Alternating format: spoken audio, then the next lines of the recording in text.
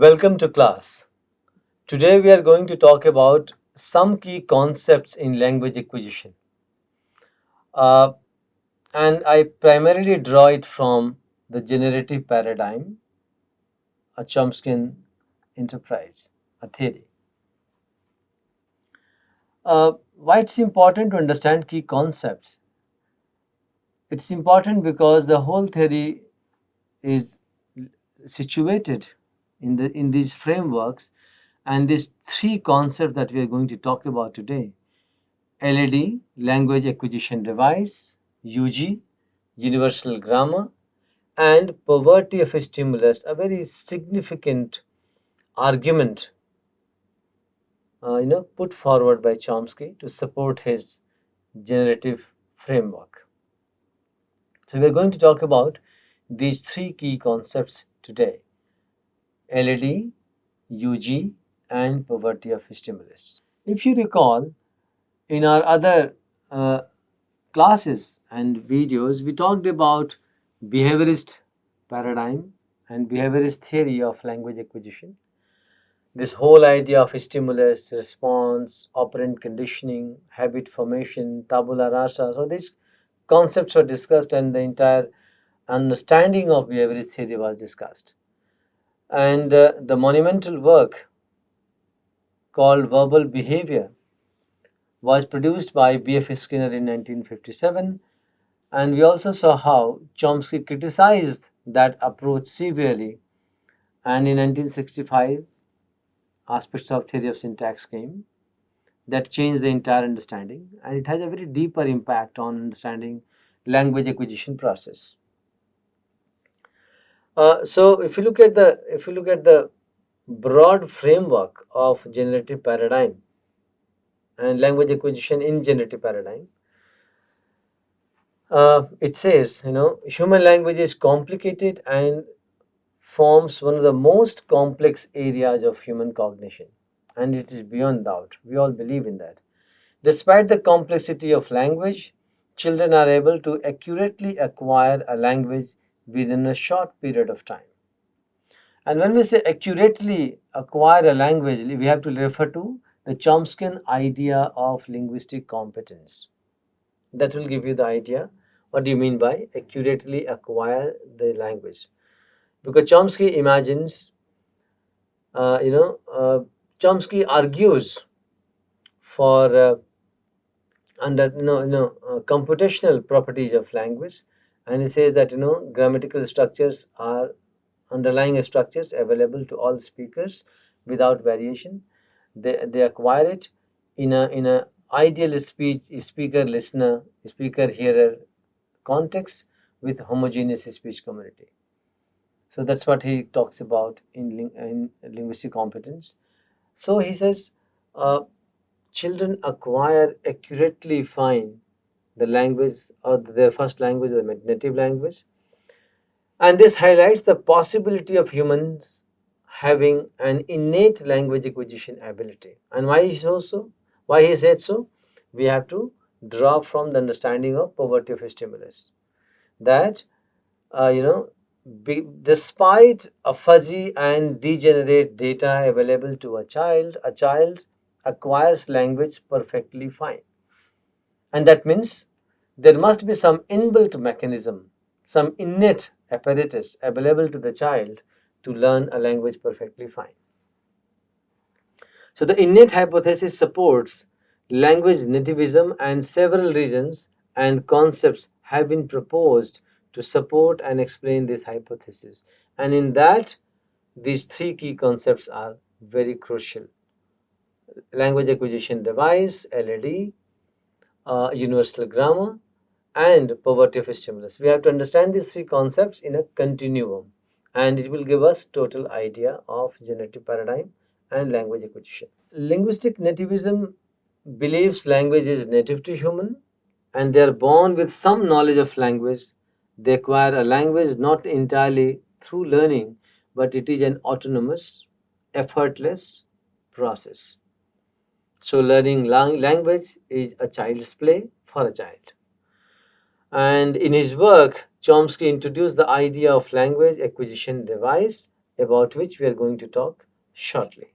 If you look at the Chomsky take on this, uh, I refer to Chomsky 1988, Language and Process of Knowledge, MIT Press, page number 24. I quote from there. The speed and precision of vocabulary acquisition leaves no real alternative to the conclusion that child somehow has a concept available, right, uh, before experience with language and is basically learning labels for the concepts that are already part of his conceptual apparatus. So he imagines, I unquote, so he imagines and argues for an innate conceptual apparatus and the underlined set of rules available to the child. So child simply does not learn from input, but child actually confirms the labels. So for example, if the child has Hindi input, the labels will be confirmed with Hindi terms. If the child is, let's say French speaking environment, child will confirm these labels with French as a language. If the child is in, let's say, Tamil speaking environment, the child will confirm the label with Tamil language. So this is what he means by the child conforms to the labels, because the speed of learning of vocabulary is amazing by a child. And you might have seen at times parents are amused to see how a child brings up new expressions, new utterances, new sentences that we cannot guess from where the child has learned it. But the child articulates and we are amused, right? We are surprised. The speed at which child learns, there must be some innate capability that endows the child to learn at such a high speed. It doesn't happen with adult learning. So this is what is the Chomsky take, and he proposes. So he brings in two ideas to support this innate conceptual apparatus, and he talks about language acquisition device. Now, device is a misnomer term, so we should not be confused with some, physical organ on some physical thing. Device refers to, so acquisition device, language acquisition device refers to innate capability and this conceptual apparatus or mechanism available to the human child. So it's not physiologically located in our brain somewhere, but it is a conceptual, a hypothetical mechanism that he is referring to. So according to Chomsky, human children are born with a set of language learning tools referred to as LAD, language acquisition device. He is talking about the innate capability at the time of birth available to a child to learn a language. That's what he refers to as LAD. And LAD is an abstract part of human mind which houses the ability for humans to acquire and produce languages. Right? So he refers to that conceptual mechanism. He proposed that children are able to derive rules of a language through hypothesis testing because they are equipped with LAD. Right? And the lad then transform rules into basic grammar, and this is how child develops grammar. Hence, according to Chomsky, the lad explains why children seem to have the innate ability to acquire a language and account for why no explicit teaching is required for a child to acquire a language. So the basic idea, what is arguing here is the native or innate capacity of a human child to acquire a language. And unlike behaviorist paradigm in which all responses had corresponding stimuli, he says that this apparatus, this mechanism is already there at the time of birth. So there is a departure from the idea of tabula rasa, if you recall. Tabula rasa, a blank slate, right, where the child doesn't have anything, no predisposition, right?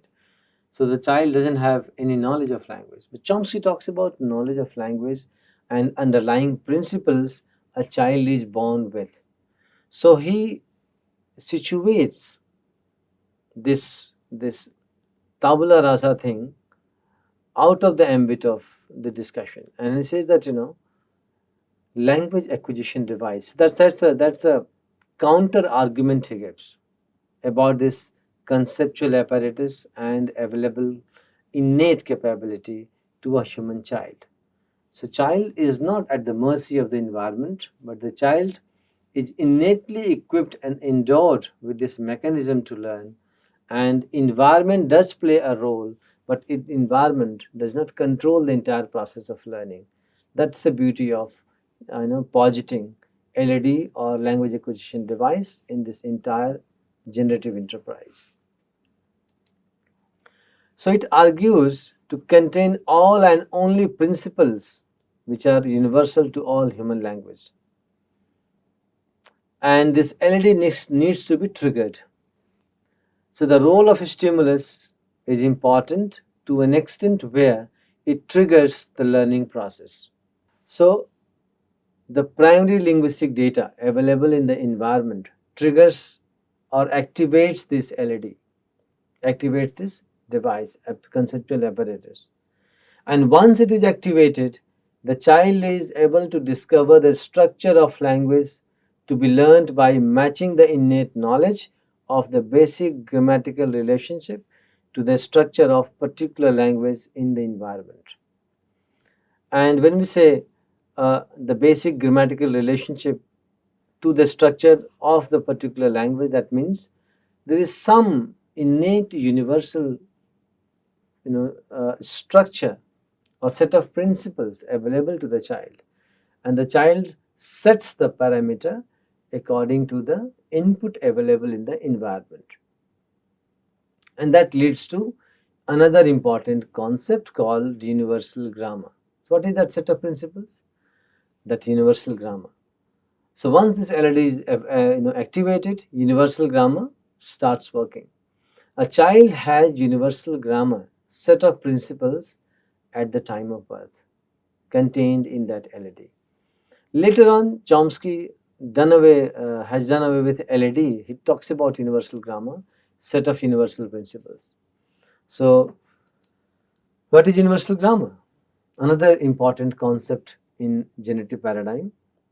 The universal grammar suggests that all human languages, right, operate on certain basic principles, and all human beings have a set of limited rules for grammar that are universal in all human languages, universal in nature and available in all human languages.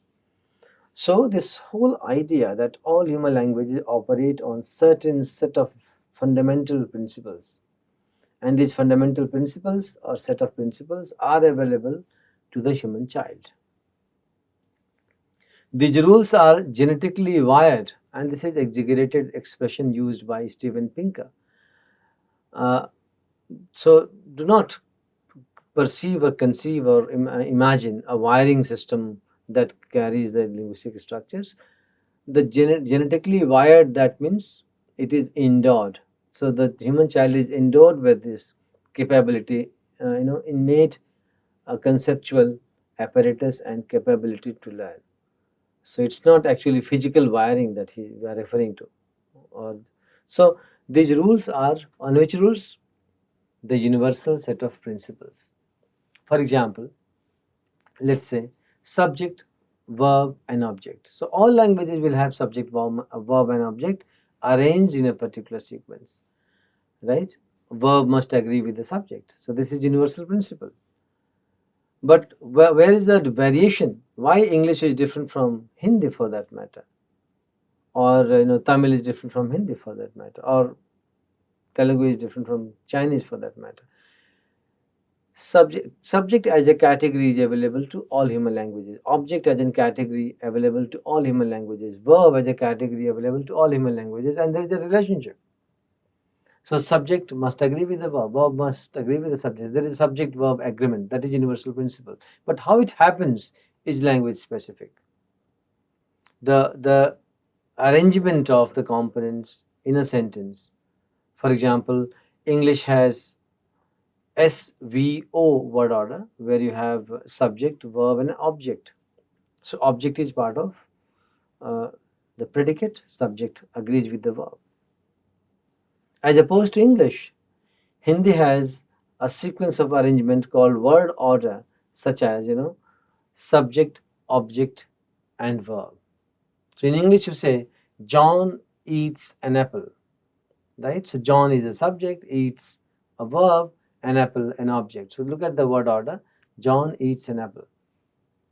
But in Hindi we say Ram aam khata hai. Ram is subject, aam is mango, Ram is name, aam is mango, khata hai, eats, the verb.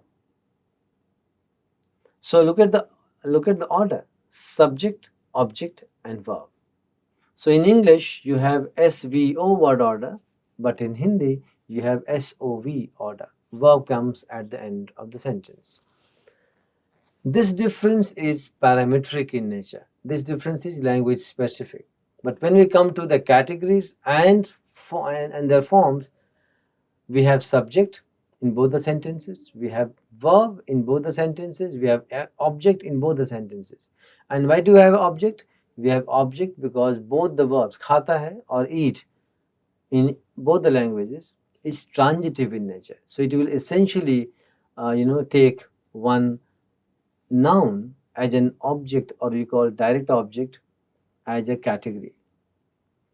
So variations are there, differences are there, but for a child, the universal principle of subject-verb agreement, for that matter, is available. The child learns how to achieve this agreement in a language-specific parametric environment. This is what he is referring to. So, in other words, this theory sees language acquisition as a process of filtering through the set of possible grammatical structures in natural languages pre-programmed in one's mind, and that is guided by the language input in one's environment. So universal grammar is set of universal principles available to all languages, and the differences are parametric in nature. So the grammar operates on these universal principles. But the child develops a language centric grammar depending on the environment and exposure in that particular linguistic environment. So, if the child is in Hindi speaking environment, Hindi rules will be set as parameters. So, Hindi's rules become parameters and they will be set by the child. And it also gives us this understanding that why a child is able to develop native like competence in multiple languages. So, if the child is exposed to, let's say, two languages or three languages at the same time, right? We had talked about it in early bilingualism. Uh, you know, if the three languages are available, the child will set parameters for three languages because the universal principles of language is available to the child. So child sets parameter for three languages and child develops three parallel grammars with one semantic system. That's the beauty of universal grammar.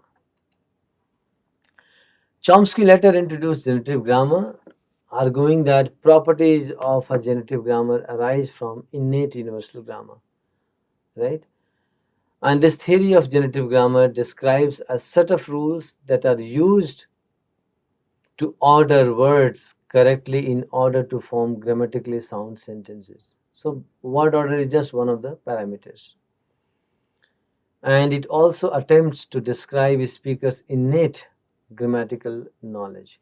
So, if you combine these two concepts, LAD and universal grammar, they become the pillars of the framework of generative grammar, where a child is argued to have this innate conceptual apparatus contained within the universal set of rules of grammar, and the primary linguistic data available to the child triggers this LAD to function, triggers this UG to function, universal grammar to function, and child learns labels, not the rules, because the rules and in terms of set of universal rules available to the child already.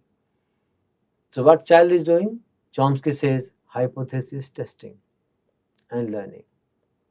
So the underlying rules, abstract rules, are already there with the child in that conceptual innate apparatus, and child is exposed to a particular language environment, and the PLD, primary linguistic data available to the child, activates this mechanism to work, and the child confirms the labels and learns and develops a grammar in that particular language.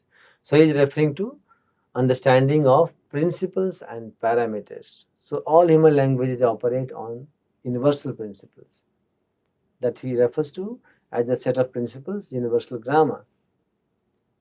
But the parameters are language specific, and the child is able to set parameters because principles are available to child, right? So these are two important concepts. Another important contribution Chomsky makes in his arguments in generative grammar is that the environment for a child for learning language is not ideal, and child does not receive, a human child does not receive structured instructions and both kinds of data, positive and negative data. So you do not have, a child does not have opportunity to have a clear generative data. Data is degenerate, fuzzy, right? Incomplete, full of idiosyncrasies. So look at the poor data available to the child, right? Uh, if we relate it to stimulus and response, input and output, then look at the poor input a child has in the environment. The adult speech is full of idiosyncrasies and degenerate elements. It's never complete, right? Nobody or no child has an ideal input for activating these universal principles and innate conceptual apparatus. Chomsky refers to this data as, or this stimulus available to the child as poor. And why poor? Because this is not rich, this is not clear, right? It is fuzzy, it is degenerate. And he calls it, this situation, poverty of stimulus, right? It's one of the most significant arguments that he makes to ascertain the two principles, LAD and UG. And post 80s, poverty of stimulus became increasingly integrated into the theory of generative grammar, and in his argument, Chomsky says that the amount of input a child receives during language acquisition is insufficient to account for linguistic output, because we do not have a systematic, organized, and structured input for a child. So a child receives unorganized, unstructured, incomplete, degenerate input. But look at the output. The output is perfectly fine, grammatical. How it happens? And he refers to the same mechanism, right? Innate conceptual apparatus that allows a child to filter through this data available to the child. And to be exact, he said that innate speaker has acquired a grammar on the basis of a very restricted and degenerate evidence. Right? Pinker concludes, Steven Pinker, a very renowned psychologist and also expert on cognitive sciences, that humans have a system that is more sophisticated than what they are being exposed to. So he is again referring to the same innate capability that human beings are endowed with, right? And this idea that insufficient data, degenerate data, unstructured data, incomplete data They do not restrict the child to learn the grammar of a particular language, you know, right, perfectly fine. A child learning of a child is fine, despite the fact that the input is problematic, input is insufficient. And if you equate, amount of output goes far beyond the amount of input a child gets, right? So that's important point to make and notice. Pullum and Scholes try to define the characteristics of the environment and the properties of data available to a child. So, reinforcing this poverty of stimulus idea of Chomsky, Pullum and Scholes comes up with four important characteristics of such data available for a child in the environment. And there's a four important characteristics they mention. Number one, positivity. Number two, degeneracy. Number three, incompleteness. And number four, idiosyncrasy. So the input for a child, or the primary linguistic data for a child, or the environment the child is brought up in and the child acquires a language, is marked by these four characteristics. Positivity, what does it mean? Children are only exposed to positive linguistic data. So we don't teach and we don't speak, because you have to understand that we do not speak differently in front of a child. We have a normal speech around the child. Adults speak with normal, pace, with normal expressions. It's not specific to child. So the input the child gets is a normal, authentic, regular input available in the speech acts of the adults around. And what is that? It is systematic and positive, because you don't use negative data or deliberate ungrammatical data. So child is not exposed to what is ungrammatical. Child is not exposed to negative data. But how come a child is able to filter out and point out and notice ungrammaticality? I mean, take an example. If you go and tell a 3.5-year-old child or 4 years old child, Papa office jati hai, Papa goes to office. Hindi has grammatical gender. So office jati hai, if you use feminine agreement marker with the verb in this sentence in front of a 4-year-old child, the child is able to tell you, no, no, Papa office jate hain. The masculine marker suffix, right? Jata and jati, feminine marker. How it happens? Child has not been exposed to the formal rules of grammar, but child is able to understand with native speaker intuition. This intuition is developed, right? And this intuition is tacit. The knowledge of this grammar is tacit, right? Implicitly there, underlyingly available. So child is exposed to positive data only, but still there is lack of negative data that aids a child in identifying ungrammatical sentences that are unacceptable to language. So we don't speak that. But where does the child learn it from? And what makes a child to distinguish between grammatical and ungrammatical, make judgments about the grammaticality of a sentence or acceptability of a sentence? So this is important point to notice. Then number two, degeneracy. What does it mean? Children are, as I told you, children are not exposed to structured instructions about learning a language, right? They have mixed data where you might have degeneracy and things like, slip of tongue for that matter, erroneous full of errors, slip of tongue, right? Ungrammatical sentences, incomplete sentences. I mean, look at your casual speech. Look at how we talk to each other in the speech event around a child. We don't make full sentences. We talk normally. And in normal talk, we have such degenerate data like errors, like slip of tongues, right? Like incomplete sentences, like referential informations. But the child's learning is perfectly fine despite this degenerate data.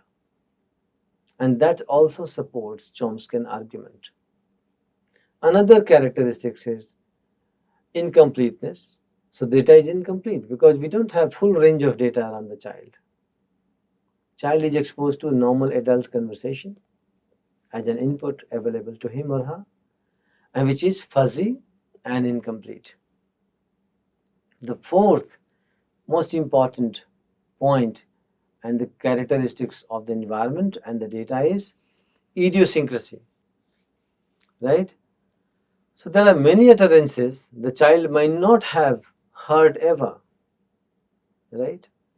The linguistic data each child is exposed to is different, right? Idiosyncratic in nature. But the learning of the child is not affected by it.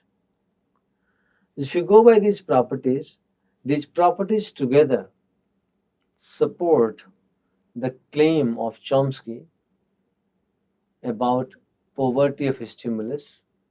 So the data which is available to the child for language learning is poor, degenerate, and incomplete. But the learning of a child is perfectly fine and complete. And this outcome also underlines, right, the Chomsky position that every human child is born with an innate apparatus or mechanism to acquire a language, what Steven Pinker calls,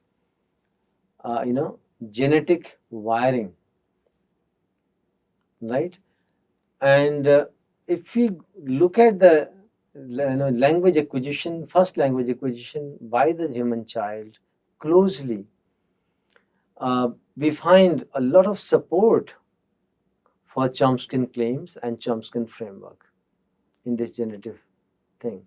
So we have to keep in mind these three most important points and key concepts like LAD, language acquisition device, UG, universal grammar, and this idea of input that is poor, and he calls it poverty of stimulus. So these three verticals together, right, create an overall understanding and framework of understanding language acquisition in generative paradigm. I hope these three concepts are clear to you, and we expect questions, right? You post it in the forum, and we'll try to explain it and understand it further, right? These three concepts have a very far-fetching consequences, and perhaps in next video when we talk about critical period hypothesis. What is the period?